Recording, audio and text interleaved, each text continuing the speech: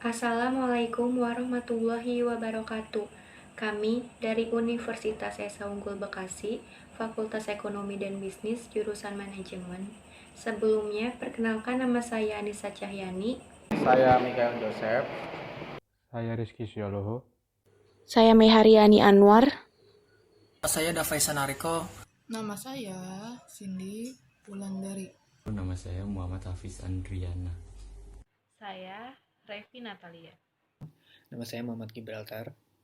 Di sini kami ingin menjelaskan materi tentang barisan dan deret. Penerapan barisan dan deret dalam ekonomi dan bisnis digunakan untuk menghitung pertumbuhan penduduk dan pangan, mengukur biaya produksi dan pendapatan, serta menghitung bunga majemuk dalam dunia perbankan. Kemudian kita lanjut ke pembahasan barisan aritmatika. Barisan aritmatika adalah barisan yang perubahan suku-sukunya mempunyai selisih atau perbedaan yang sama. Berikut merupakan rumus barisan aritmatika, yang pengertiannya terdiri dari Sn adalah suku ke N adalah banyaknya suku, A adalah suku pertama, dan B adalah beda atau selisih. Deret aritmatika atau hitung ialah penjumlahan dari suku-suku suatu barisan aritmatika.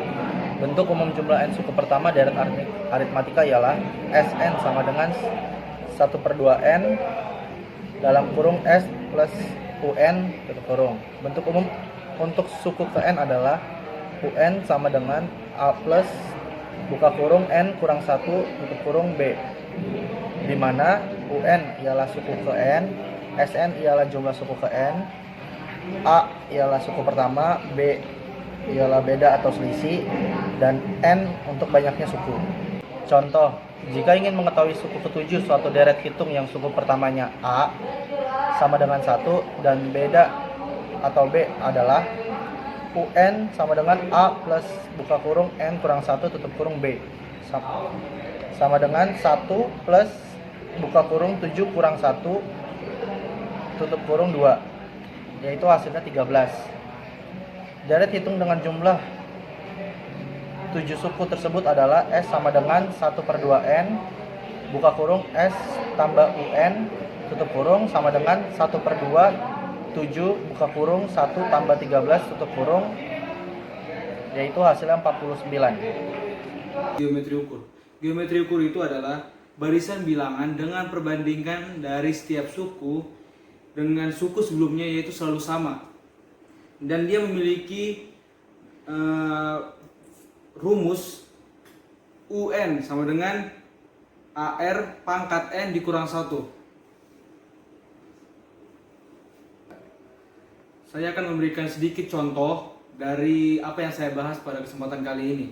Contoh soalnya seperti ini.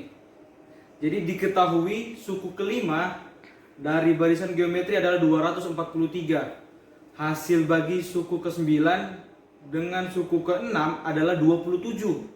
Suku kedua dari barisan tersebut adalah, mari kita bahas sama-sama.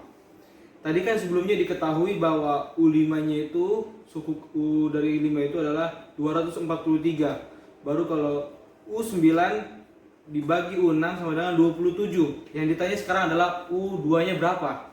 Suku keduanya berapa? Jadi yang pertama kita itu harus ingat dulu rumusnya apa. Rumusnya tadi saya bilang adalah suku ke N sama dengan AR pangkat N dikurang 1. Jadi hal yang pertama kita harus bahas ataupun kita kupas adalah A yang tadi itu A9 per A pangkat 6 sama dengan 27. Jadi kita masukin dulu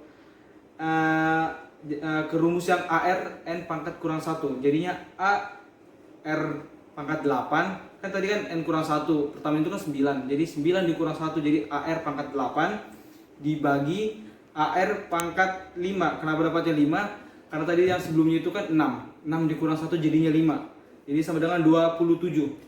Baru karena ini adalah pembagian, kita tahu kalau sistem pembagian pangkat dibagi pangkat itu jadi kayaknya pangkat dikurang pangkat. Jadi maksudnya kayak gini, AR pangkat 8 dibagi AR pangkat 5 sama dengan 8 itu dikurang 5, jadinya R pangkat 3. A ini itu nggak usah ikut lagi karena bisa langsung dicoret. Sama dengan 27. Jadi kita bikin akar pangkat 3-nya.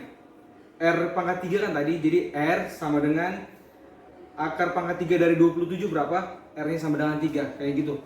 Itu contoh yang bisa saya ambil. Langsung kita lanjutkan lagi, substitusikan. Tadi kita sudah dapat kalau R-nya itu sama dengan 3 ya.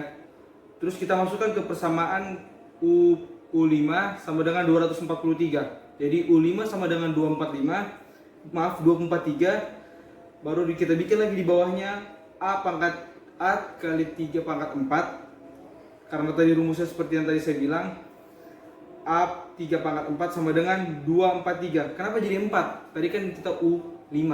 U5 kan dikurang 1 jadinya 4. A kali 3 pangkat 4 sama dengan 243. Lalu sekarang kita substitusikan. A-nya sama dengan 243 dibagi 81. 81-nya dapat dari mana? 3 pangkat 4 sama dengan berapa?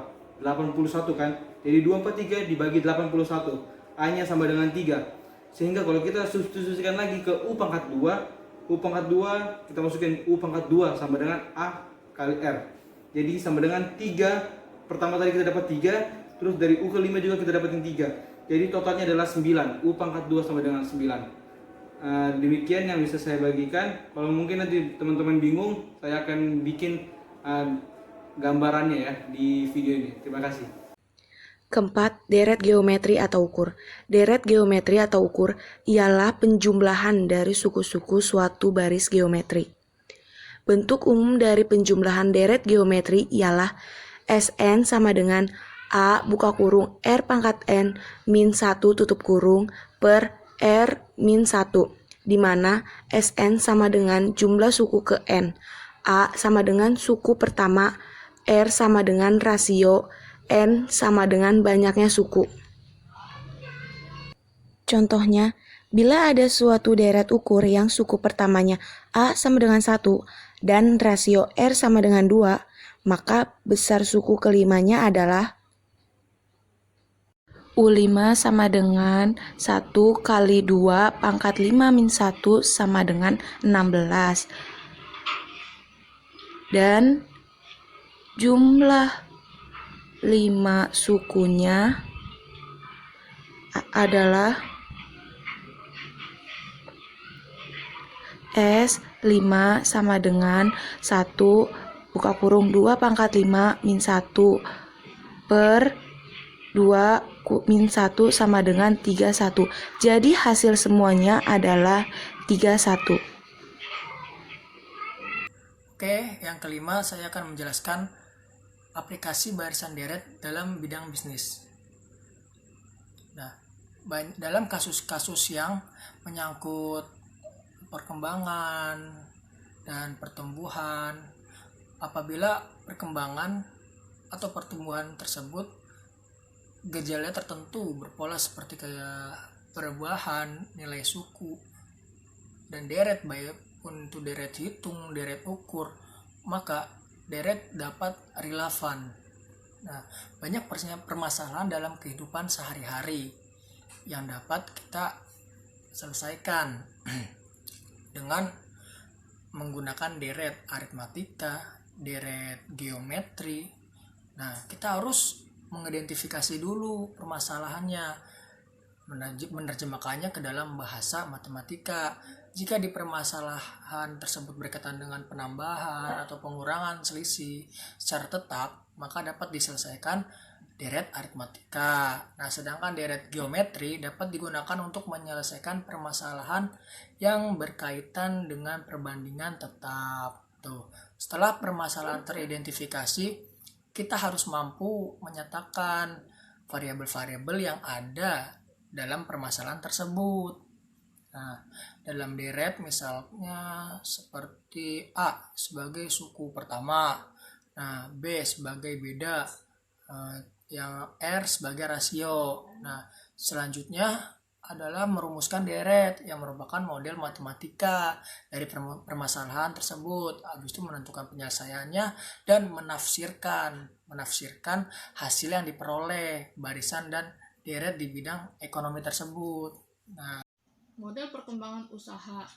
Jika perkembangan variabel-variabel tertentu dalam kegiatan usaha seperti produksi, biaya, pendapatan, penggunaan tenaga kerja, atau penanaman modal yang berpola seperti deret itu, Maka prinsip-prinsip tersebut deret hitung dapat digunakan untuk menganalisis perkembangan variabel tersebut. Berpola seperti deret hitung maksudnya bahwa variabel yang bersangkutan bertambah secara konstan dari satu periode ke periode berikutnya.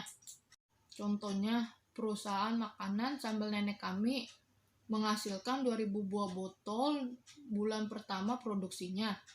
Dengan penambahan tenaga kerja dan peningkatan produktivitas, perusahaan mampu menambahkan sebanyak 500 buah tiap bulan.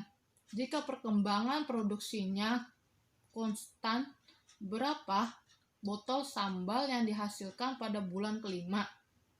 Berapa buah yang dihasilkan sampai dengan bulan tersebut? Diketahui A. Suku pertama yaitu 2000 dan B beda sama dengan 500 dan N 5 suku kelima. Ditanyanya U5 dan S5. U5 sama dengan A tambah N kurang 1 tutup kurung B sama dengan 2000 ditambah 5 kurang 1 tutup kurung 500 sama dengan 2000 ditambah 2000 sama dengan 4000. Jadi hasil produksi pada bulan kelima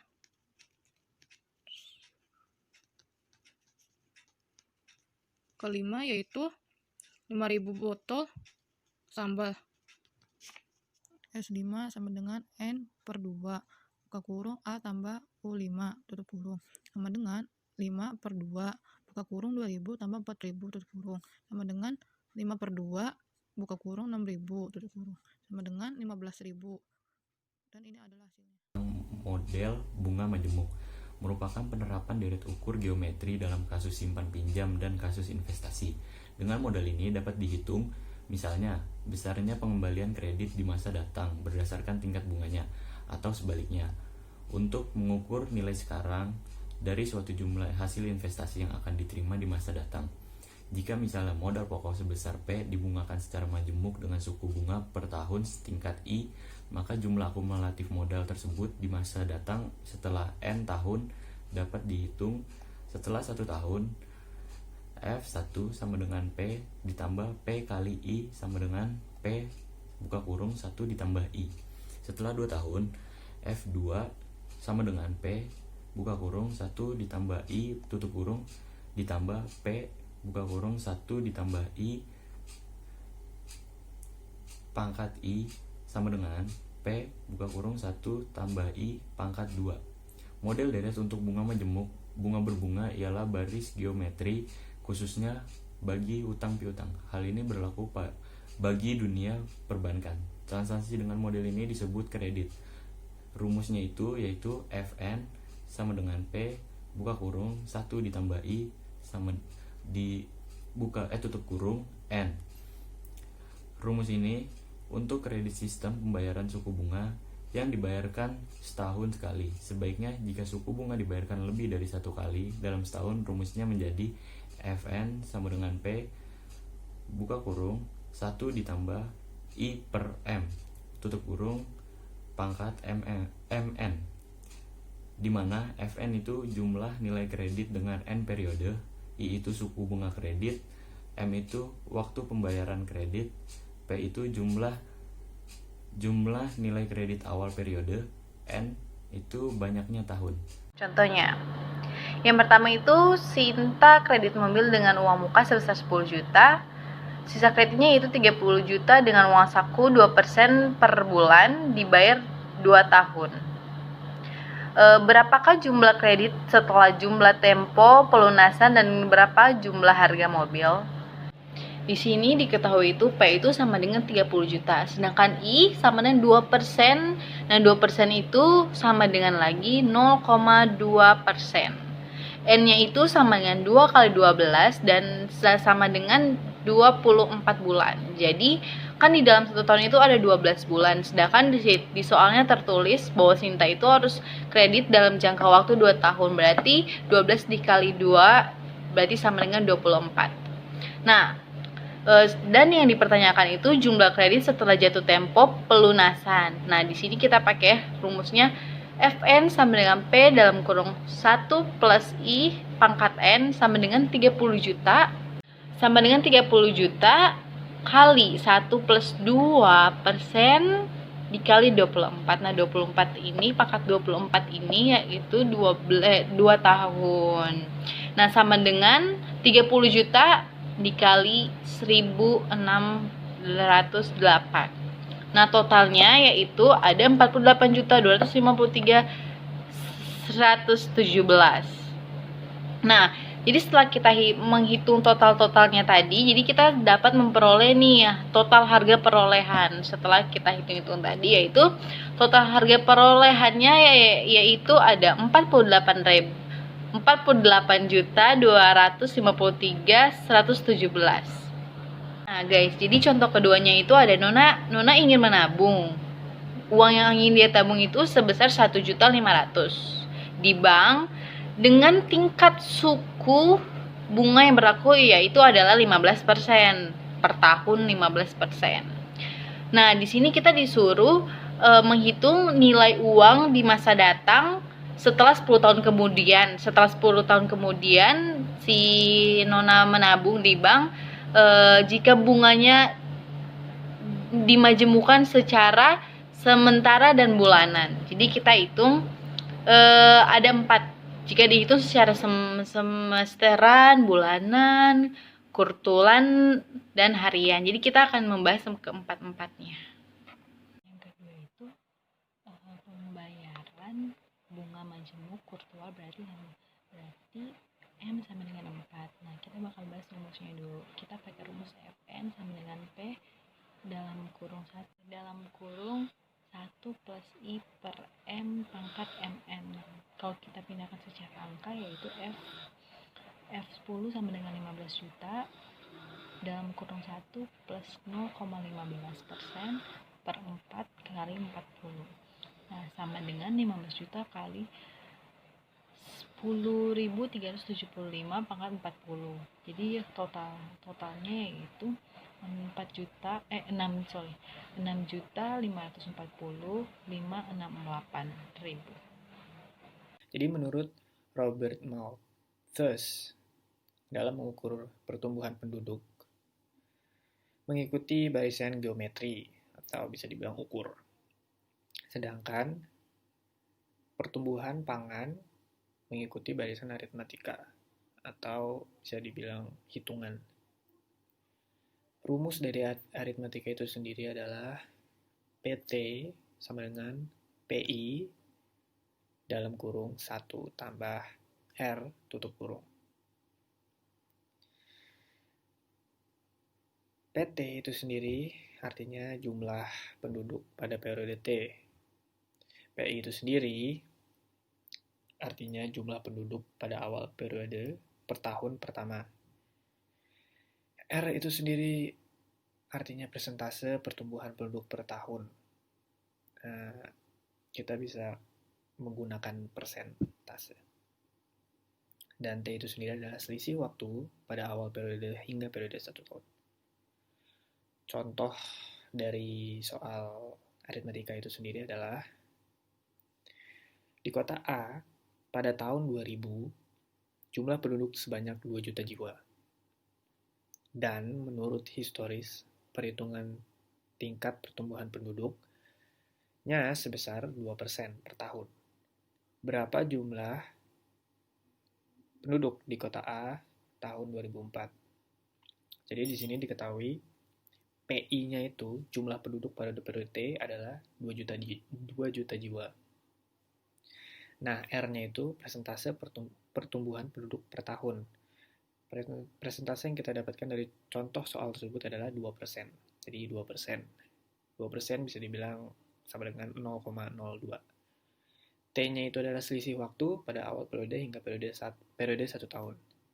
Jadi selisih waktunya itu 2004 karena di kota tahun 2004. Dikurang 2000 karena awal tahun itu 2000. Jadi tinggal dikurang aja. 2004 dikurang 2000 sama dengan 4. Nah, jawabannya itu adalah PT sama dengan PI dalam kurung 1 tambah R tutup kurung PT-nya itu adalah P4 karena tadi kita sudah mendapatkan hasil ya 2004 dikurang 2000 hasil ada 4. Jadi P4 sama dengan 2 juta. 2 juta itu adalah 2 juta jiwa dalam kurung 1 tambah 0,02%. Nah, di bawahnya kita tulis lagi P4 sama dengan 2 juta jiwa. Nah, yang di atas itu 1 tambah 0,02% ditambahkan, kita mendapatkan jadi dalam kurung 1,02%. 1,02 tutup kurung. P4 di bawahnya lagi kita menulis P4 sama dengan 2 juta titik 1,06. Dan di bawahnya lagi adalah P4 sama dengan 2.122.416. Itu adalah hasil akhir dari hitungan tersebut. Ya, sekian penjelasan aritmatika dari saya. Terima kasih.